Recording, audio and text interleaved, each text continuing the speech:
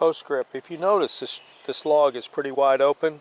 I cut a chunk out of it, which is about 1 inch to ½ inch, 3/4, something like that, out of this, and it was so that as the log began to break and separate, it would break cleanly.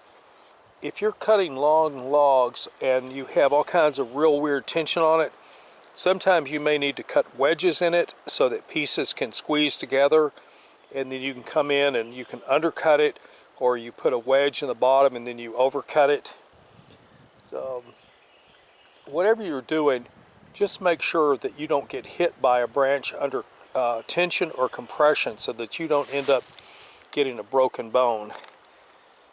Sasha gives 2 dew claws up on good advice.